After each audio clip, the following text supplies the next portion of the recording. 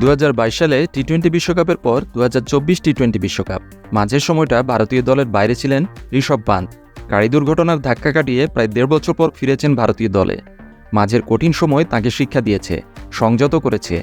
বদলে যাওয়া পান্তের নতুন তথ্য সামনে এলো টি-20 বিশ্বকাপের মাঝে। টি-20 বিশ্বকাপে উইকেটের সামনে ব্যাট হাতে বা পিছনে গ্লাভস হাতে রোহিত শর্মার দলকে ভরসা দিচ্ছেন ঋষভ পান্ত। তার ফর্ম দেখে খুশি ভারতীয় দলের প্রাক্তন কোচ রবি শাস্ত্রী। টি-20 বিশ্বকাপে পান্তকে দেখে শাস্ত্রী বলেছেন, আইপিএলে প্রতিযোগিতামূলক ক্রিকেটে ফিরেছিল পান্ত।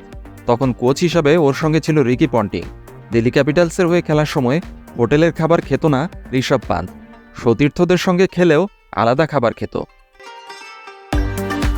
নিজের ব্যক্তিগত শেফকে নিয়ে বিভিন্ন শহরে ঘুরত। খাওয়ার ক্ষেত্রে নিশ্চিত থাকার জন্যই ব্যক্তিগত শেফ রেখেছিল ঋষভ পান্ত।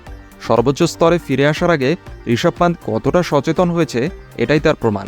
নিজের সম্পর্কে ওর এই উপলব্ধিটাই অন্যদের সঙ্গে পার্থক্য তৈরি করে দিয়েছে। কেমন ব্যাট করছে সবাই দেখছেন। উইকেটের পিছনে এতটা ভালো করবে সত্যি বলতে আশা করিনি। পায়ের নড়াচড়া দুর্দান্ত। ওরকম দুর্ঘটনার পর ব্যাপারটা মোটেও সহজ নয়।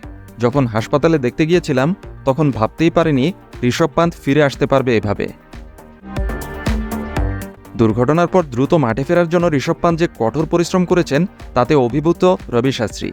ঋষভ পান্ত যেভাবে জীবনের শৃঙ্খলা সংযম নিয়ে এসেছেন তাও মুগ্ধ করেছে ভারতীয় দলের প্রাক্তন কোচকে।